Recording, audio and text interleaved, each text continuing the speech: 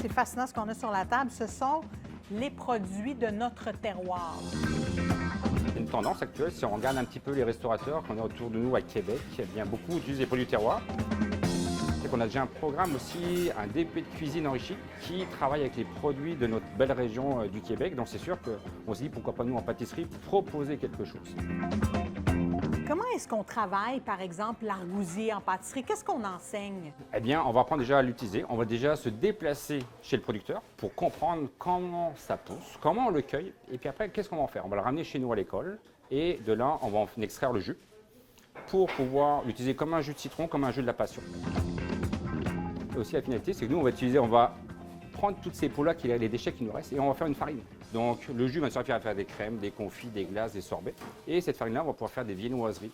Oh ouais, c'est puissant. Ouais, mais c'est 5 grammes par contre. 5 grammes? 5 grammes, ouais, pas plus. Okay. Est-ce que c'est un défi pour vous, en tant qu'enseignant, de montrer à vos étudiants d'aller vers, par exemple, ces ingrédients-ci au lieu de des citrons, au lieu de la vanille, au lieu de ces ingrédients qui sont beaucoup plus facilement accessibles? On va utiliser les deux de toute façon. On va leur proposer les produits exotiques qu'on trouve à travers le monde, mais aussi leur dire on a une richesse sur notre territoire, donc profitons-en. Elle est déjà utilisée à travers beaucoup de pâtisseries, de boutiques, de restaurants, donc on va essayer de se l'accaparer pour pouvoir l'enseigner aussi aux élèves. Et une fois qu'ils arriveront sur le marché du travail, ils ont déjà des aptitudes, ils ont un carnet d'adresses aussi.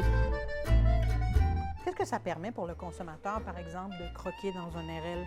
C'est une expérience, c'est des fruits qui sont méconnus encore, donc c'est sûr qu'on va pouvoir les goûter, on va voir le côté astringent, le côté acide. Qu'est-ce que je vais pouvoir faire avec? On va conscientiser au travers du très peu de sucre ajouté, du vegan, du sans gluten. C'est une demande aussi qu'il y a sur le marché du travail. Donc là, à partir de là, on va leur donner des outils. Parce que c'est pas facile de trouver une recette avec de l'argousier, avec des RL sur Internet. Mais non, mais c'est un réel défi. Là. C'est Même ça. pour moi Ouais. qui a une curiosité, ne serait-ce que de mettre la main sur ces produits. Ces produits-là, ou sinon comme des champignons, un praliné de champignons, c'est pas facile à faire, c'est hors du commun. Ça, c'est un praliné de champignons? Ouais. C'est débile, hein? Malade! C'est malade. Et Est-ce que vous êtes capable de sentir? Non, Je vous laisse au défi. Moi, je vous conseille de venir voir à l'école hôtelière La Capitale. Ah vous ben, verrez. on va être étudiant d'un jour. C'est ça qu'on va faire. On va Bien devenir sûr, étudiant je vous y d'un jour. invite.